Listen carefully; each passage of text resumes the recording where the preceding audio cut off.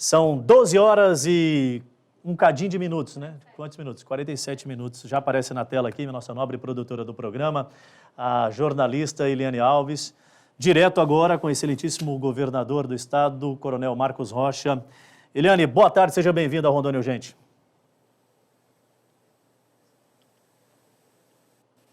Olá, Adilson, boa tarde para você, boa tarde a todos. É isso mesmo, nós estamos aqui no Palácio Rio Madeira, onde nós iremos entrevistar o governador do estado de Rondônia, Marcos Rocha, para falar um pouco sobre as ações do governo em relação à pandemia. Governador, seja muito bem-vindo ao programa Rondônia Urgente. Vamos então começar a falar sobre essa questão das ações que o governo tem realizado durante essa pandemia, né? A gente vê que a situação do estado não está muito fácil. O que o governo está realizando em prol dessa situação, governador? Exatamente. Primeiro, Eliane, é um prazer estar com você aqui. Também é um prazer estar com todos os que assistem o seu programa, que assistem aqui a Band, informando o seguinte: o estado de Rondônia, como todo mundo, como todo o Brasil, foi pego de surpresa nessa questão de uma pandemia que tem aí tirado tantas vidas. E nós temos trabalhado no sentido de conseguir os meios necessários para manter com que a vida seja, fazer com que a vida seja priorizada. Então, o que nós fizemos? Compramos todos os EPIs necessários, ainda antes da pandemia chegar ao estado de Rondônia, em grande quantidade, e nós percebemos que em todo o Brasil faltou EPIs, máscaras, luvas, e nós aqui tínhamos disponível.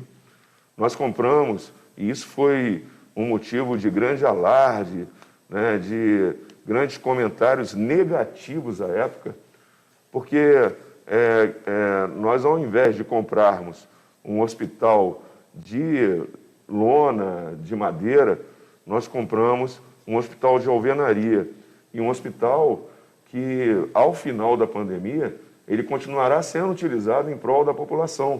Então, a gente sabe da necessidade disso. E nós sabíamos também que um dia viriam vacinas. E o que nós fizemos?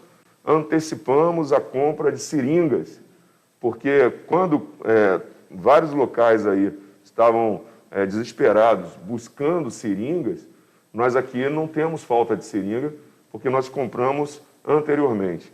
Além disso, nós compramos equipamentos, compramos monitores multiparamétricos, compramos bombas injetoras, todos os equipamentos necessários para que nós pudéssemos, então, tratar leitos de UTI. Além disso, o estado de Rondônia ele tinha pouco mais de 70 leitos de UTI quando eu assumi o estado. E hoje, além dos 70 e poucos leitos, que existem pessoas que, em razão de problemas, acidentes, desde antes da pandemia ainda se encontram internados em leitos de UTI, então esses leitos foram preservados. Nós precisamos, então, construir mais leitos. E construímos até agora, para que se saiba, 322 leitos de UTI. Até ontem eu estava anunciando 314 leitos, mas na verdade são 322 leitos, quando a gente considera que alguns municípios, nós também estamos mantendo leitos de UTI em parceria com esses municípios. Então, são 322 leitos. As vacinas têm chegado. Rondônia, apesar de todo aquele alarde, Rondônia continua sendo nota máxima em transparência, inclusive em relação às ações da pandemia. Rondônia tem, inclusive, recursos, caso nós tenhamos a legalidade para aquisição de vacinas, nós também conseguimos reservar 50 milhões de reais, inicialmente, para que a gente consiga comprar vacinas, mas, se for necessário, a gente consegue comprar mais também. O que a gente quer é poder fazer com que a nossa população volte a ter a vida que tinha no passado, que não vai ser mais igual, porque, de fato, nós perdemos muitas pessoas, mas a gente tem que conseguir ter a sabedoria necessária para que, nesse momento de tanta dificuldade, Eliane, a gente consiga passar para frente. O meu pai sempre disse, e é a terceira vez que eu falo isso, Meu pai sempre falou o seguinte: meu filho, a gente não pode nunca nadar e morrer na praia. Ou seja, você está ali nadando e morre. Você tem que ter força suficiente para conseguir chegar à praia e sobreviver.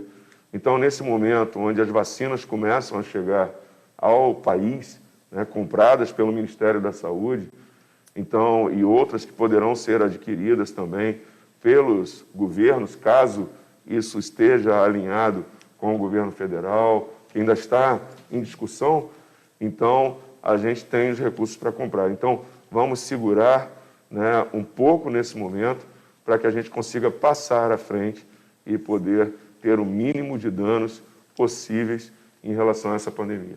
O senhor falou a questão dos 322 leitos, né? Nós temos acompanhado a coletiva de imprensa realizada pela CESAL e foi informado que esses 322 leitos de UTI estão ocupados. Como é que está essa situação atualmente, governador? É verdade, por mais que nós tenhamos agido no sentido de fazer leitos de UTI, e ainda queremos fazer mais, né? O Estado ele não está parando. A gente não pode entregar, né, abrir mão e dizer, não tem mais o que fazer. Negativo, a gente continua agindo. Mas uma coisa muito importante que precisa ser feito é que a nossa população tenha consciência que nós estamos vivendo uma situação extremamente crítica. Inclusive um funcionário, um servidor do Detran, ele foi fazer uma viagem agora de 10 dias, e uma viagem de 10 dias a serviço. E nesses 10 dias ele faleceu de Covid. Então, em algum momento ele pegou o Covid, esse vírus está extremamente agressivo e a gente tem provas disso já. E agora com essa nova cepa também, né, que foi Exatamente. descoberta. Ele está muito agressivo, então nós precisamos ter força e firmeza para podermos conseguir vencer essa onda dessa doença maldita que tem aí destruído tantas famílias. Em relação às vacinas, governador, o estado de Rondônia já recebeu mais de 100 mil doses, né? Ontem chegou um outro lote com 17 mil doses da Coronavac. Nós fizemos uma pesquisa e Rondônia está em 23º lugar, né, o estado que menos vacinou a população até o momento, né? Nós temos acompanhado também que os funcionários da área da saúde, indígenas e idosos, estão sendo aí do grupo prioritário. Como é que fica essa demanda para esse grupo prioritário e também para a demais população? A gente fez contato eu tenho conversado todos os dias com o ministro Pazuello, tenho conversado também com o secretário nacional de saúde, que é um militar também, que é o secretário Franco, né? E eles têm procurado atender. Essas doses que chegaram agora para a gente, nós receberíamos 8 mil doses, nós recebemos 17 mil, mas como é que está sendo feito o cálculo pelo Ministério da Saúde? Eu também reclamei da quantidade de vacinas e eles falaram que estão atendendo prioritariamente a todo o Brasil e aqueles onde eles têm o maior número de pessoas que necessitam de cobertura, né? Então, a distribuição é dessa forma.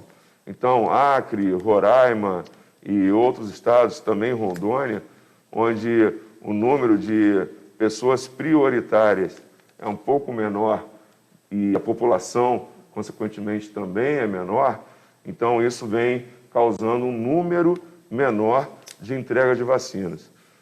Mas como eu reclamei com o ministro Pazuello, ele disse para mim o seguinte, que todos os dias praticamente, ou a cada 2 dias, aqui em Rondônia e todo o Brasil, vai estar recebendo muitas e muitas doses da vacina. E isso está sendo calculado pelos técnicos, né? Quantas vacinas são necessárias para serem encaminhadas para cada estado. É lógico, né? Aqui, todos nós, a gente quer que venha logo a vacina e que todos sejam vacinados, né?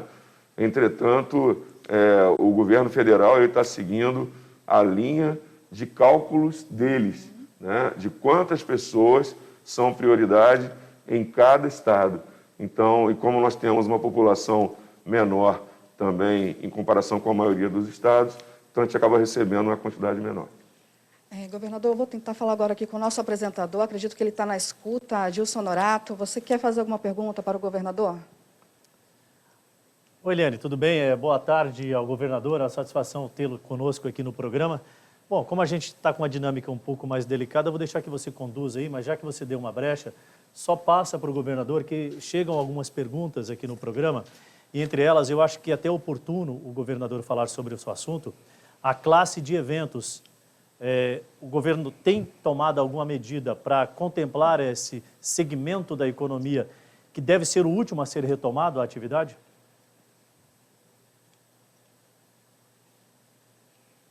Ok, Adilson. Governador, a gente sabe que devido a essa situação da pandemia do coronavírus, o estado de Rondônia está praticamente numa faca de dois gumes.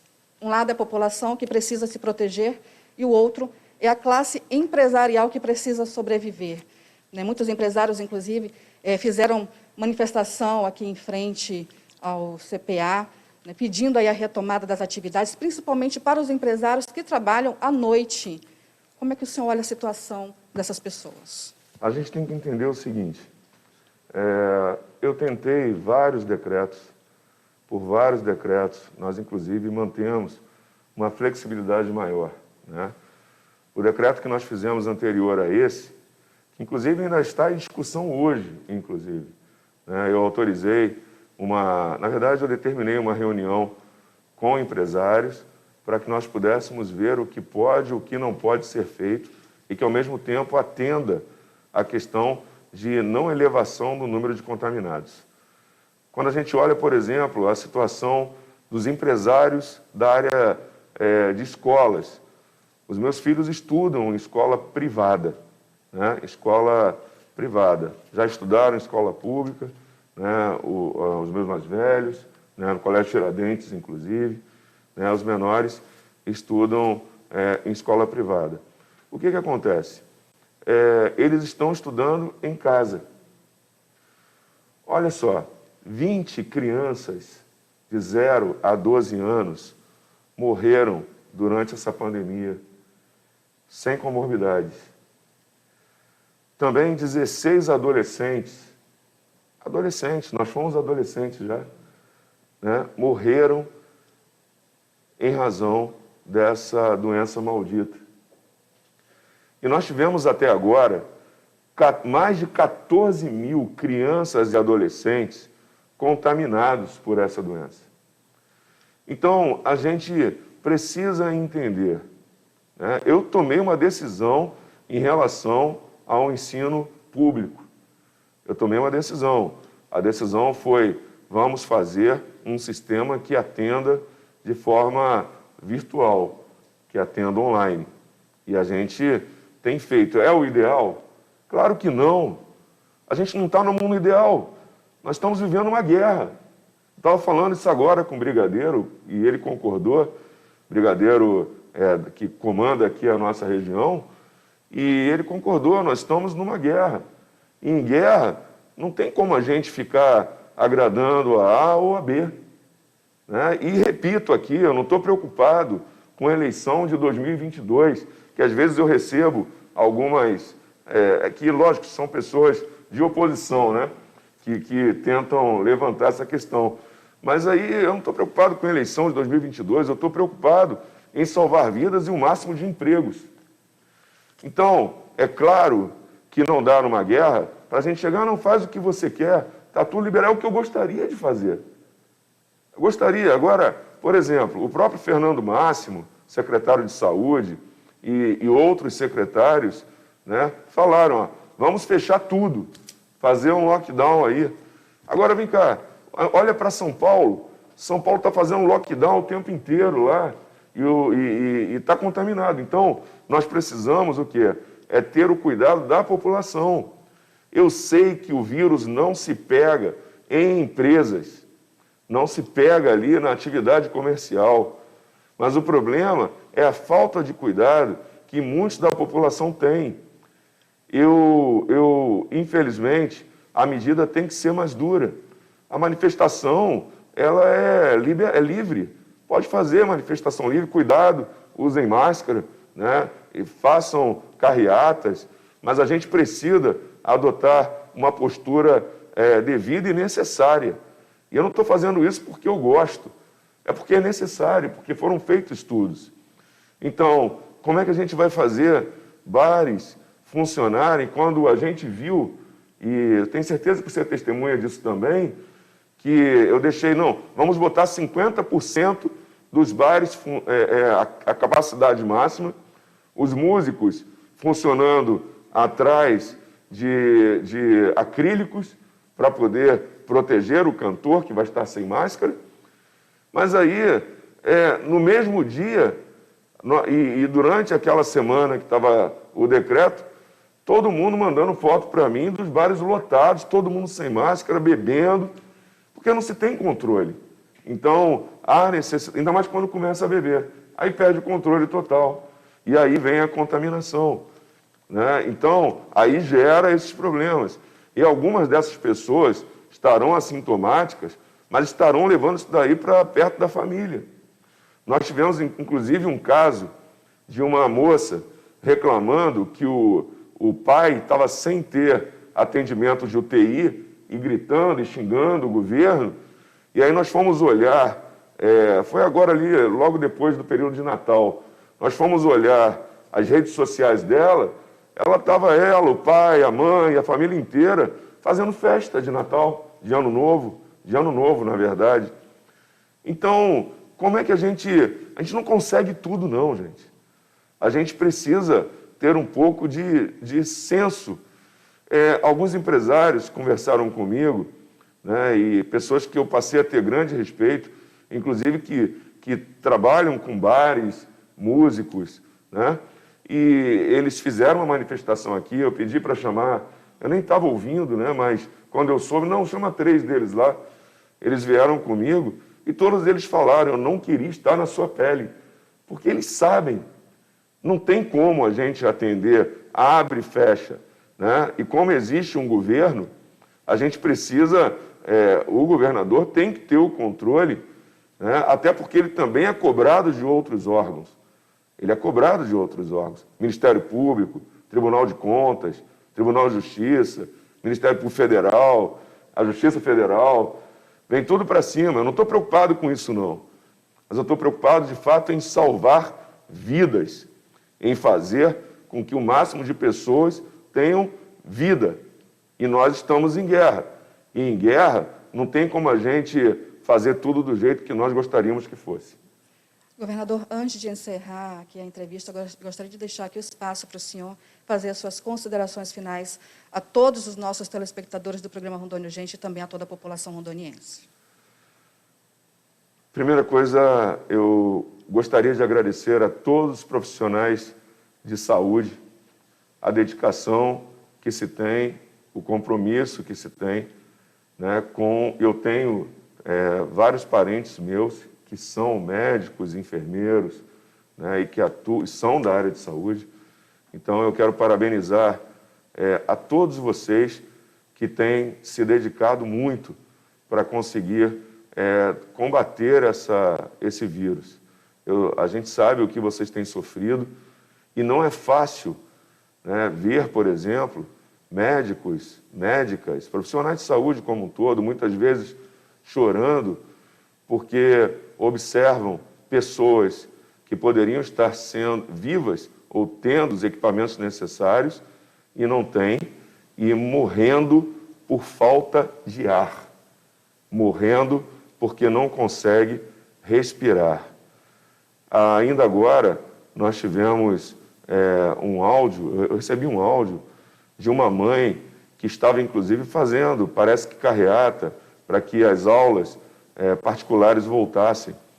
E ela, no áudio, que acabou vazando esse áudio para tudo quanto é lugar, no áudio ela diz que levou os filhos para 2 escolas aqui de Porto Velho, e ela perguntou como é que estava. E numa das escolas foi dito que os profissionais estavam trabalhando com muito medo. Chegou a ver esse áudio?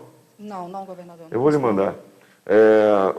Com muito medo, né, e que várias crianças e adolescentes estavam indo contaminadas e que sabiam que os pais, por exemplo, estavam contaminados. E como as crianças eram assintomáticas, né, essas crianças específicas, mandou. Mas o vírus se espalha. Então, nós temos 8 cepas novas aí no estado de Rondônia, né, ou seja, 8 mutações.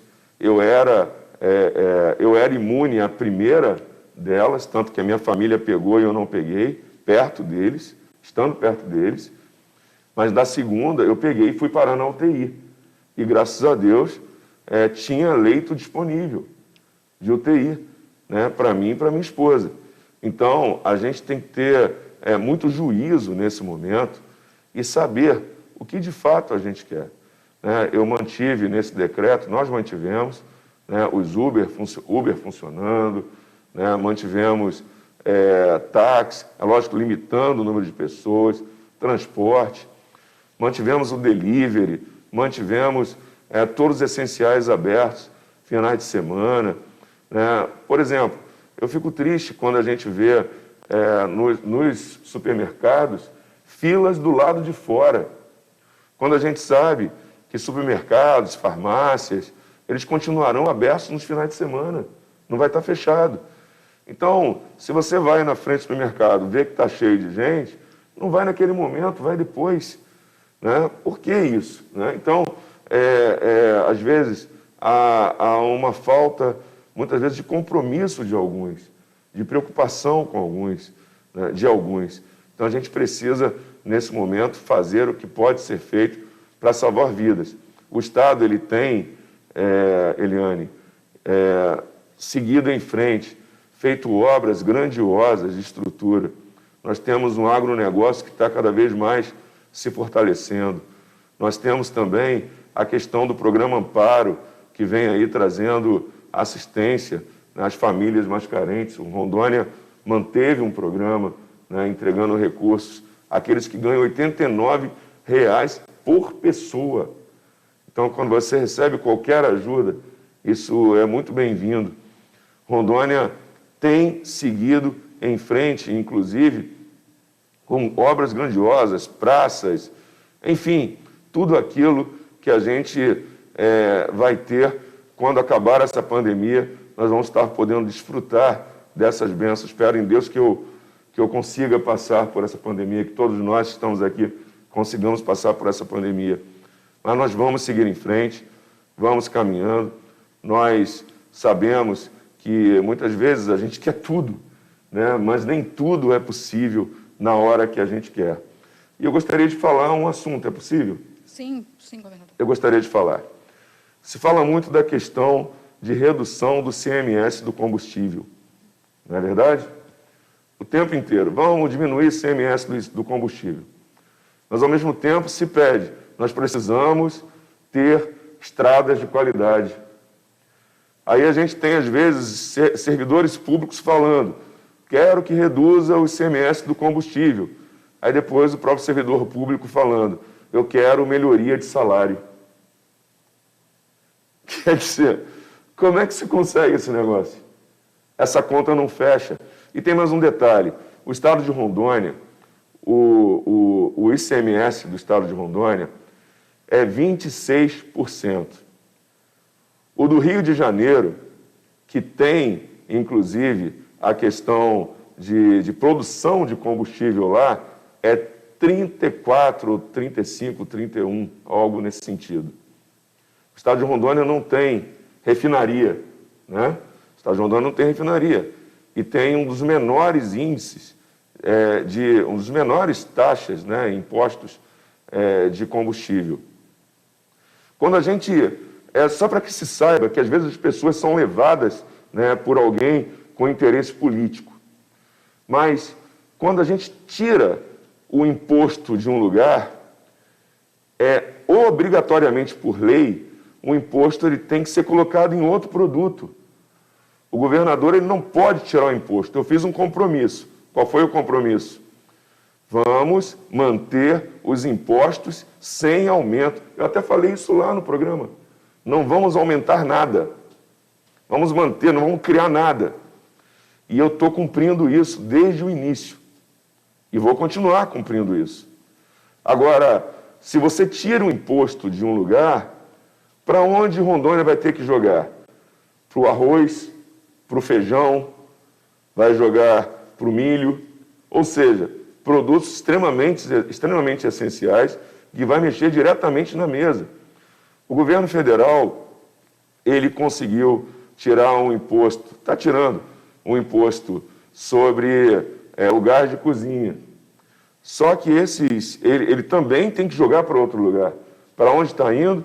Está indo para os bancos.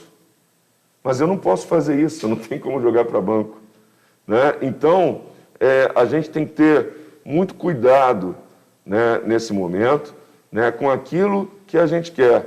Sabe como é que vai resolver o problema do ICMS? Através de leis federais, através da mudança tributária, né, da reforma tributária. É assim que a gente vai conseguir fazer o equilíbrio de tudo. Então, por isso que eu apoio a lei que o presidente Bolsonaro mandou, né, para a Câmara dos Deputados, o projeto de lei. Eu apoio e apoio que haja a reforma tributária nacional. Então, é uma ação da nossa bancada federal, é uma ação dos deputados federais, ação dos senadores, importante para poder ajudar o governo federal nesse sentido. Aí sim, todos nós vamos ter, quem sabe, um combustível mais em conta. Aqui, a gente não consegue mexer nisso. É a mesma coisa quando pediram para mim, tira o diretor da Energisa. A Energisa não é do estado de Rondônia.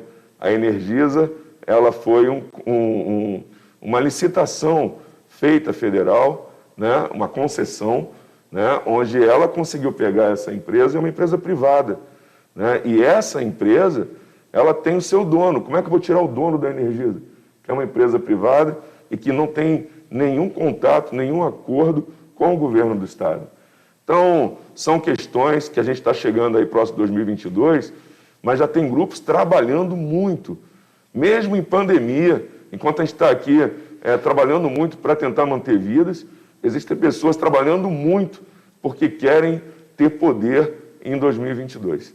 Mas vamos seguir firmes, né? Vamos fazer o que deve ser feito e não vamos morrer na praia, né? Vamos seguir em frente. Muito obrigado, Eliane. Governador, em nome do Grupo Rondovisão, eu agradeço pelo senhor ter recebido a nossa equipe de reportagem, a toda a sua equipe também, que deu todo o apoio que nós precisamos aqui para fazer essa entrevista com o senhor. E estamos de portas abertas sempre que o senhor precisar. Muito obrigada mais uma vez. Adilson, eu volto com você diretamente aí nos estúdios do programa Rondônia, gente. Okay, obrigado, Eliane. Parabéns pela entrevista aí, o governador Marcos Rocha, falando sobre as ações e também aproveitando e dando mais alguns esclarecimentos sobre outras ações paralelas à questão econômica também do estado de Rondônia.